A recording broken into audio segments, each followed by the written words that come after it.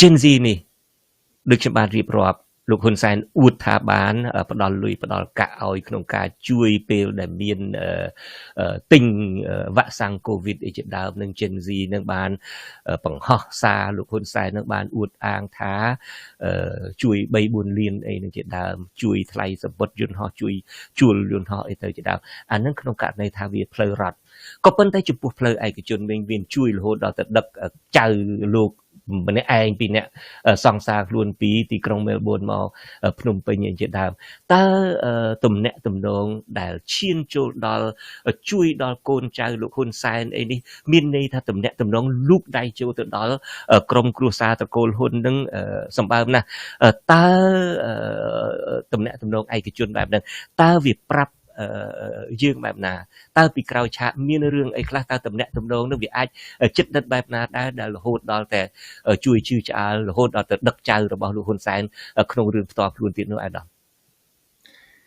អានឹងផលប្រយោជន៍វាទៅវិញទៅមក Gen Z វាជួយហ៊ុនសែនដើម្បីឲ្យហ៊ុនសែនការពារវាបើហ៊ុនសែនមិនការពារវាក៏អត់មានលទ្ធភាពរកស៊ីខលខូចដោយសពថ្ងៃដែរហើយអ្វីដែលហ៊ុនសែនត្រូវការជាងគេគឺអំណាចការពារអំណាចហ៊ុនសែនអំណាចហ៊ុនសែនហ្នឹងគឺអាស្រ័យលើអ្វីអាស្រ័យលើកងទ័ពមិនមែនកងទ័ពទូទៅណាកងទ័ពកងកម្លាំងប្រដាប់អាវុធជាពិសេសអង្គរៈគាត់ដែលនៅជុំវិញគាត់គឺគាត់រំពឹងលើកម្លាំងដែលការពារគាត់ខ្លួននឹងដែល Gen Z ចិញ្ចឹមពីព្រោះអង្គរៈហ៊ុនសែនត្រូវបំពន់មិនមែនទាហានធម្មតាទាហានធម្មតាដោយនៅជីដែនអានឹងខ្វះគ្រប់សពបែបយ៉ាងទាំងអស់រស់យ៉ាងតដាប់ទៅរស់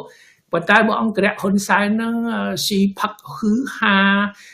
ហ៊ុនសែនត្រូវយកចិត្តអង្គរៈមេអង្គរៈនឹងយកចិត្តបំពន់អញ្ចឹងត្រូវចំណាយលុយច្រើនបានពីណាមកលុយនឹងគឺ Gen Z អញ្ចឹងបើអត់មាន Gen Z ណាគឺអង្គរៈហ៊ុនសែនរត់ចោលហ៊ុនសែនហើយគេនៅជាមួយហ៊ុនសែនគេនៅពីព្រោះទទួលលុយទទួលបានកម្រៃដែលចោលផ្ដល់ឲ្យហ៊ុនសែនហើយហ៊ុនសែនផ្ដល់ឲ្យអង្គរៈរបស់ខ្លួនអញ្ចឹងកងកម្លាំងប្រដាប់អាវុធដែលការពារហ៊ុនសែននឹងមានបញ្ហាពិបាកធ្វើការដូចមុនបានហើយតែយើងឃើញថាហ៊ុនសែនគាត់ទាហានណាកងកម្លាំងប្រដាប់អាវុធដែលអាចការពារប្រទេសជាតិបានគាត់អត់មានទុកបញ្ជូនទៅការពារទឹកដីទៅតាមព្រំប្រទល់ដែនទេគាត់យកមកភ្នំពេញមកការពារអំណាចគាត់ហើយទាហានដែលនៅការពារព្រំដែនគឺសេដ្ឋកូនអ្នកក្រខ្វះខាតអត់មានសម្ភារៈគ្រប់គ្រាន់ស្បៀងអាហារអីគឺខ្វះខាតយ៉ាងធ្ងន់ធ្ងរអញ្ចឹងបានថារឿងទឹកដីរឿងព្រំដែននេះគឺហ៊ុនសែនគាត់អត់ខ្វល់ទេគាត់ខ្វល់តែអំណាចរបស់គាត់ហើយអំណាចរបស់គាត់គឺធ្វើបាបតែខ្មែរឃើញទេអ្នកដែលហ៊ានតវ៉ាអីគាត់តែលើកឡើងពីទឹកដីដែលយើងបាត់បង់អាយុជីវិតពលរដ្ឋដែលយើងបាត់បង់កិត្តិយសដែលយើងបាត់បង់គាត់តែលើកឡើងរឿងជាការពិតណាហ៊ុនសែនចាប់ដាក់គុកហ៊ុនសែនប្រកែតែខ្មែរគ្នាឯងធ្វើបាបតែខ្មែរគ្នាឯងទេប៉ុន្តែឲ្យទៅបរទេសណាបរទេសខាងណាក៏ដោយខាងលិចខាងកើតណាគេក្អកគេគម្រាមកំហែងគេមានមធ្យោបាយប៉ះពាល់គាត់អានឹងគាត់ក្រាបឥឡូវយើងឃើញហ៊ុនសែនគាត់ក្រាបដូចសัตว์អញ្ចឹងអត់ហ៊ានឆ្លើយតបអត់ហ៊ានប្រតិកម្មអីទាំងអស់ប្រតិកម្មមកធ្វើបាបតែខ្មែរគ្នាឯងអ្នកដែលឈឺឆ្អាលពីរឿងសុខទេសអានឹងគាត់ចាប់ដាក់គុកនឹងយើងឃើញច្បាស់តែគាត់ធ្វើបាបធ្វើបានបែបនេះណាធ្វើបាបខ្មែរបានបែបនេះគឺដោយសារ Gen Z ណា Gen Z ចិញ្ចឹមគាត់ផ្ដល់មធ្យោបាយឲ្យគាត់តែឥឡូវអស់ពី Gen Z ខ្ញុំជឿថាខ្មែរនឹងបានធូរហើយបាទនៅពេលដែលខ្ញុំរៀបរាប់អំពីថា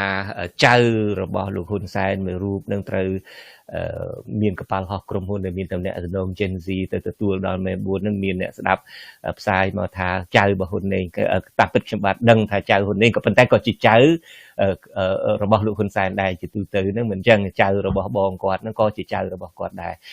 បើគាត់ខ្ញុំចង់បញ្ជាក់ប៉ុណ្ណឹងចៅនឹងជាចៅបកើតរបស់ហ៊ុននេងក៏ប៉ុន្តែក៏ជាចៅក្មួយរបស់លោកហ៊ុនសែនដូចគ្នា ឥឡូវងាកមករឿងយើងទៅវិញអាដាមមានប្រសាសន៍ថាអ្វីដែល Gen Z អាចធ្វើទៅកើតនេះមានអ្នកនៅពីក្រោយខ្នងនឹងច្រើនហើយខ្ញុំនៅតែស្ងើចចំពោះអ្វីដែលអក្រិតជន Gen Z នេះអាចធ្វើបានអាចសង្ងំលាក់ខ្លួនបាននៅប្រទេសកម្ពុជាមិនចេះតិចឆ្នាំទេអាចចូលទៅដល់អង្គការសហប្រជាជាតិបានអាចធ្វើដំណើរជាមួយនាយករដ្ឋមន្ត្រីខ្មែរយើងបានទៅទស្សនកិច្ចបាននោះគឺថាវាជារឿងដែលអស្ចារ្យមែនទែនសំណួររបស់ខ្ញុំបាទចំពោះអាដាមសំរងស៊ីនេះតើអក្រិតជនដែលត្រូវគេចោទថាអក្រិតជនប្រើពាក្យនេះចុះពីពួកគេអត់ទាន់ចាប់បានយកទៅដាក់កាត់ក្តីអីនៅឡើយទេគេគ្រាន់រកឃើញថាគាត់នឹងឯងជាអក្រិតជនប៉ុន្តែមិនទាន់តុលាការកាត់ទោសគាត់នៅឡើយទេតើអ្នកដែលគេកំពុងតែចោទថាជាមេអក្រិតកម្មអក្រិតជនធំបំផុតនៅលើពិភពលោកក្នុងវិស័យinternet scam នេះ cyber scam នេះការបោកប្រាស់តាមប្រព័ន្ធអ៊ីនធឺណិតនេះវាជាអក្រិតជនមួយដែលកើតឡើងមកដោយចៃដន្យទេឬមួយក៏វាជាផលិតផលនៃកិច្ចទំនាក់ទំនងរវាងមេដឹកនាំពុករលួយហើយនឹងអ្នករកស៊ីដែលមាននិស្ស័យពុករលួយនឹងវាជាផលិតផលបែបហ្នឹងឯណោះវាសារជាតិដូចគ្នាទេចៅវាលួចអីបានវាលួចហ្នឹងហើយលួចសម្រាប់ឆ្នោតគេហៅថាចៅលួចអំណាចពីរាជក៏គេហៅថាចៅហើយយកអំណាចដែលប្លន់ពីរាជយកមកធ្វើបាបរាជវិញអាហ្នឹងគេហៅថាចៅហើយមិនមែនតែចៅអាហ្នឹងវាជាជនផ្ដាច់ការថែមទៀតអញ្ចឹងជនផ្ដាច់ការវាអត់មានសិលធម៌វាអត់មានគោលការណ៍អីទេវារកស៊ីជាមួយអ្នកណាបានវានឹងរកស៊ីជាមួយអ្នកនោះហើយចៅឥឡូវហ្នឹងវាឆ្លាតណាស់ចៅឥឡូវហ្នឹងវាមានបង្អែកណាហើយសូម្បីតែប្រទេសចិនណាប្រទេសចិនកុម្មុយនីសណាក៏គេឆ្លាតដែរពេលណាគេចាប់ប៉ុន្តែពេលណាគេបដ ாய் គេបដ ாய் ឃើញមកចាប់ខ្លះពីព្រោះវាអ្នកនោះដឹងរឿងច្រើនពេកណាដែលដឹងរឿងច្រើនពេកហួចទៅថាចង់ឯករាជ្យពេកអាហ្នឹងគេអត់ទុកទេគេចាប់ហើយបាត់ខ្លួនហើយដូចហុកឡង់ឌីអញ្ចឹងហុកឡង់ឌីដឹងរឿងច្រើនពេកណារកស៊ីទុច្ចរិតណាកាស៊ីណូអីគាត់ធ្វើអីដែលហ៊ុនសែនភ័យចាប់ដើមភ័យហើយទៅហ៊ានប៉ះហុកឡង់ឌីដឹងរឿងច្រើនគាត់បកអាក្រាតហ៊ុនសែនមកវិញអញ្ចឹងហ៊ុនសែនត្រូវតែសម្លាប់ហុកឡង់ឌីអញ្ចឹងពួកចៅរឿងហ្នឹងទីទៀតយើងនឹងឃើញជុំវិញឆិនស៊ីហ្នឹងណានឹងបាត់ខ្លួនអ្នកខ្លះគេចាប់អ្នកខ្លះគេឲ្យរួចខ្លួននៅឡើយបដោះអាសន្នយើងឃើញគេនឹងចម្រាញ់ហើយសូម្បីតែហ៊ុនសែនខ្លួនឯងហ្នឹងមិនហ៊ានបកអាក្រាតហ៊ានវាយចោលវិញទៅអបមាទេណាក្បត់ចោលអាហ្នឹងចោលរបៀបវាធ្វើការវាអត់ញញើតទេណាដែលរកស៊ីជាមួយវាធ្លាប់ឲ្យលុយហើយបើក្បត់វាមានមធ្យោបាយសម្រាប់វិញណាយើងឃើញទម្លាប់ចោលក្នុងពិភពលោកកម្រិតហ្នឹងគឺវាសាហាវវាសម្រាប់គ្នាទៅវិញទៅមកប៉ុន្តែត្រឡប់មករឿង Gen Z ណាមិនមែន Gen Z តែឯងទេ Gen Z ហ្នឹងគឺឈរឈ្មោះឲ្យគេទេឈរឈ្មោះឲ្យគេមានអាចោរធំមួយទៅចេញពីគុកនៅម៉ាកាវនៅចិនកុម្មុយនីសណាកន្លែងហ្នឹងកាបនលបែងស៊ីសងសម្បើមហើយមេចៅធំហ្នឹងគាត់ចាស់ហើយគាត់អាយុ80ហើយគាត់ទៅចេញពីគុកប៉ុន្តែគាត់នៅតែធ្វើជាមេក្រុមគាត់អ្នកទាញខ្សែពីក្រោយណាហើយទៅគាត់ប្រើ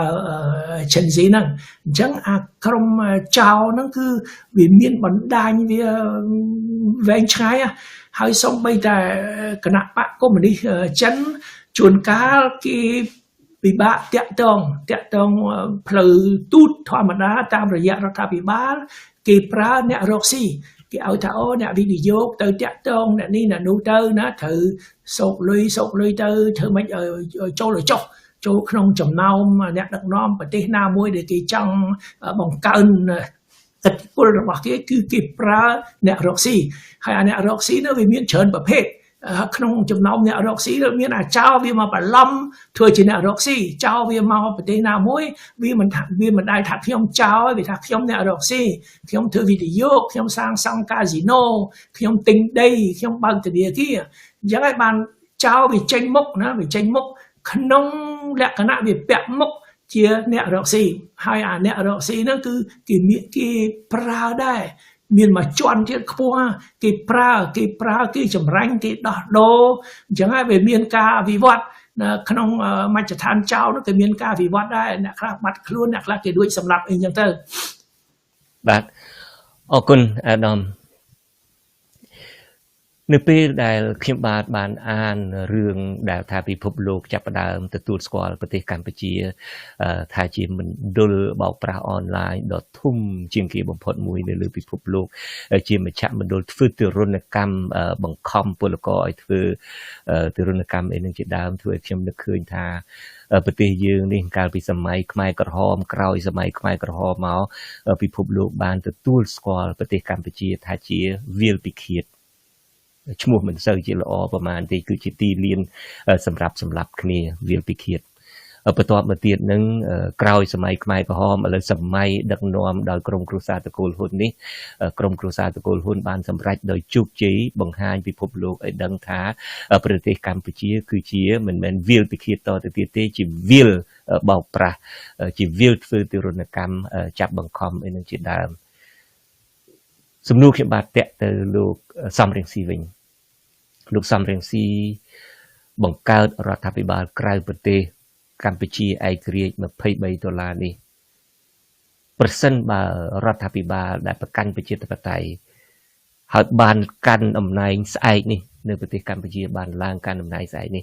ឯកឧត្តមនឹងធ្វើអ្វីជំហាន3ជាដំបូងដែលឯកឧត្តមត្រូវធ្វើ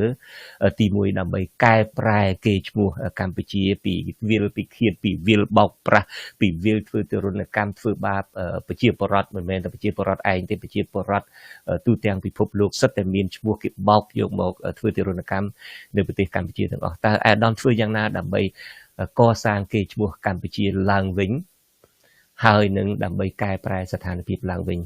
សំបីជំហាន3ដំបូងបើសិនជារដ្ឋាភិបាលប្រជាធិបតេយ្យឡើងកាន់អំណាចវិញថ្ងៃស្អែកនេះទី1គឺបញ្ចប់អំណាចផ្ដាច់ការអំណាចពុករលួយអំណាចចោលនិយាយឲ្យចំទៅមិនត្រូវឲ្យពួកអ្នកដដែលនឹងធ្វើអីបានតាមចិត្តដោយគេបានធ្វើ30-40ឆ្នាំរួចមកហើយនោះទេយើងត្រូវបុគ្គលអំណាចជូនប្រជារាស្ត្រយ៉ាងហោចណាស់ធ្វើតាមឆន្ទៈប្រជារាស្ត្រយើងដឹងថាប្រជារាស្ត្រខ្មែរចង់បានអីហើយចង់បានសេរីភាពនិងយុត្តិធម៌កុំឲ្យចាប់អ្នកស្រូតត្រង់ដាក់គុកកុំឲ្យធ្វើបាបអ្នកទុនខ្សោយកុំឲ្យអ្នកមានអំណាចជិះជាន់អ្នកក្រអញ្ចឹងហើយបានយើងត្រូវបដូររបៀបដឹកនាំប្រទេសមិនត្រូវសំអាងលើអំណាចមិនត្រូវសំអាងលើបកពួកតកូលដោយរបបហ៊ុនសែនសពថ្ងៃទេអានឹងគឺវាបដូរពីខ្មៅមកសវិញបាទទី1ទី2យើងមិនអាចរស់ដោយឯកោដែលយើងមានកិច្ចព្រមព្រៀងទីក្រុងប៉ារីសហ្នឹងគឺគេហ្នឹងគឺអន្តរជាតិ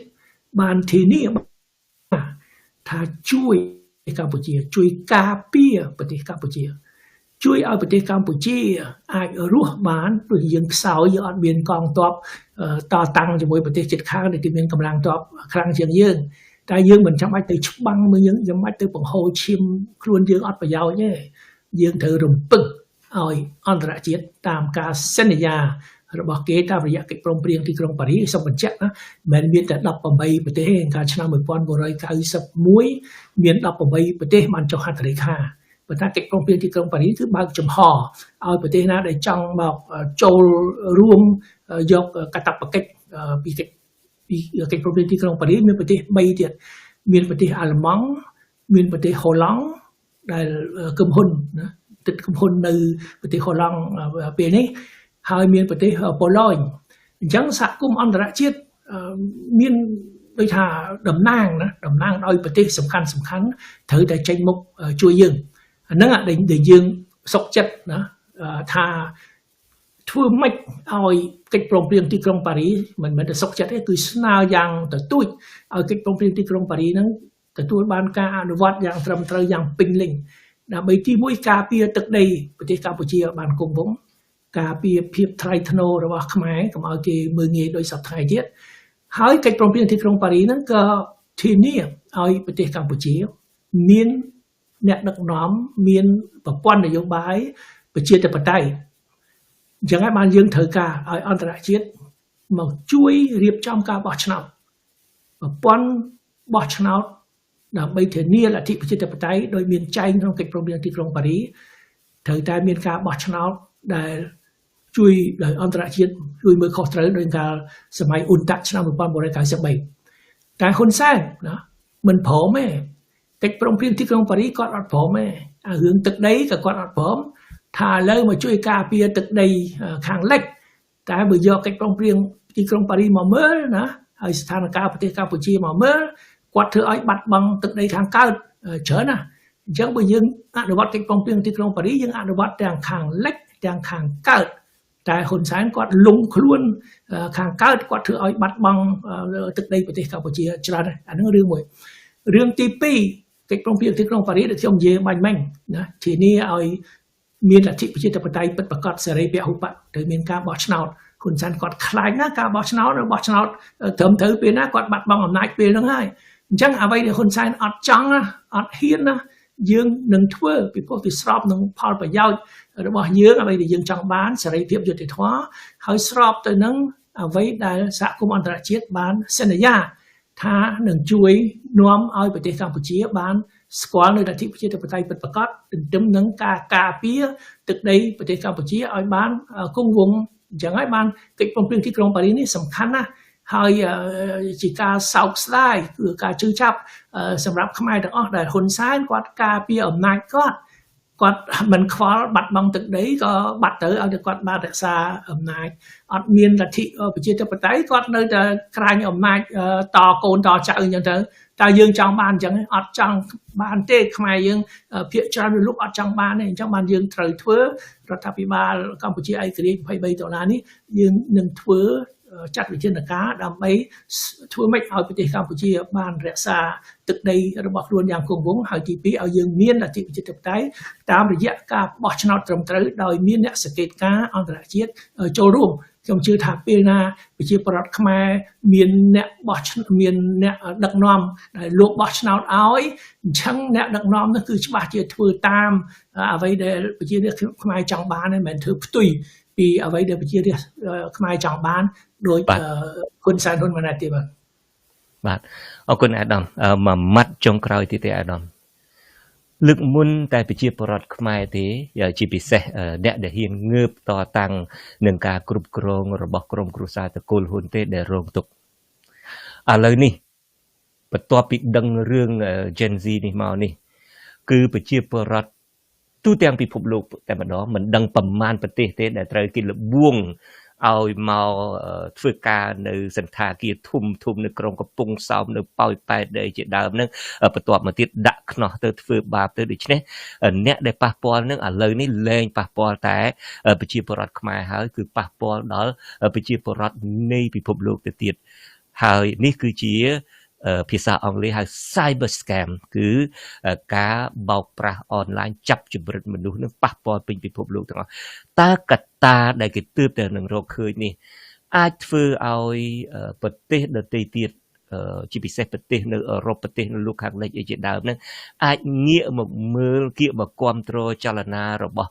ខ្មែរក្រៅប្រទេសជាពិសេសរដ្ឋាភិបាលកម្ពុជាឯករាជ្យ$23នេះ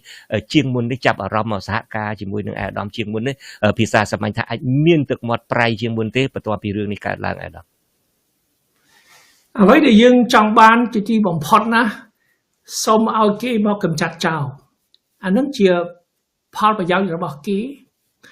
ហើយជាកាតព្វកិច្ចរបស់គេផងកាតព្វកិច្ចរបស់គេគឺមករំដោះពលរដ្ឋគេដែលជាប់ឃុំឃាំងនៅលើទឹកដីប្រទេសកម្ពុជាចាំបានហ៊ុនសែនគាត់ការពារចោលណាគាត់អត់មានទៅបង្ក្រាបទៅរំដោះអ្នករងគ្រោះទេតែខ្ញុំជឿថានឹងមានអន្តរាគមន៍មានកម្លាំងអន្តរាគមន៍ចម្រុះមកពីក្រៅ មករំដោះប្រជាពលរដ្ឋគេនៅលើទឹកដីប្រទេសកម្ពុជាឥឡូវគេឲ្យហ៊ុនសែនជ្រើសរើសថាឥឡូវទៅបិទកន្លែងបនលបែងស៊ីសងដែលគេធ្វើទារុណកម្មហ្នឹងទៅបើមិនបិទខ្លួនឯងទេគេនឹងមកបិទគេទុកមុខទុកមាត់គេកុំឲ្យខ្មាស់គេថាអន្តរជាតិចូលមកកម្លាំងទ័ពអន្តរជាតិចូលមកអានឹងវាដូចថាវាឆៅពេកអញ្ចឹងគេប្រាប់ហ៊ុនសែនថាឥឡូវបិទទៅរំដោះពលរដ្ឋគេបើមិនរំដោះពលរដ្ឋគេឲ្យបានត្រឹមត្រូវគេនឹងមករំដោះខ្លួនគេនឹងពេលហ្នឹងដែលហ៊ុនសែនគាត់ត្រូវជ្រើសរើសបើគាត់កម្ចាត់ចោលគាត់នៅជាមួយចោលកម្ចាត់ចោលវាលាតត្រដាងការពិតវាមានឯកសារវាមានផុសតាំងមានសាកសីបើឈិនស៊ីគេចាប់អបមាថាគេចាប់ឈិនស៊ីបានពីព្រោះហ៊ុនសែនជប់ការពារឈិនស៊ីអបមាពេលនោះឈិនស៊ីគាត់នឹងប្រាប់ថាណាហ៊ុនសែនហ្នឹងស៊ីលុយខ្ញុំណាខ្ញុំឲ្យប្រមាណលុយនឹងនៅកន្លែងណាអញ្ចឹងហ៊ុនសែននឹងជាប់ទោសហើយឃើញទេចាំបានហ៊ុនសែនអត់ហ៊ានធ្វើអីឈិនស៊ីទេនៅតែការពារឈិនស៊ីពីក្រោយខ្នងស្កាត់អាហ្នឹង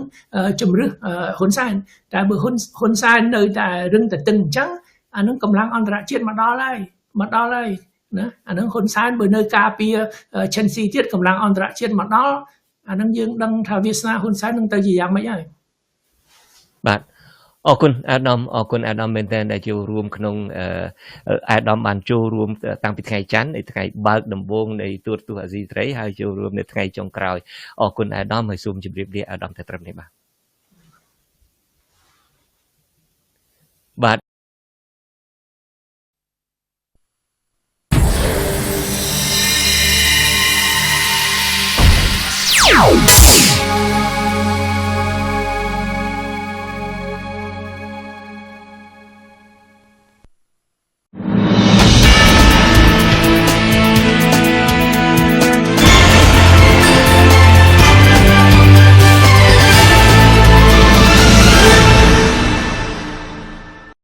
កម្ពុជាគឺជាលើកទី1ដែលអ្វីខ្ញុំផ្សេងសូមគោរពបងប្អូនជនរួមជាតិដែលកំពុងតែស្ដាប់រឿងប៉ះពាល់ដល់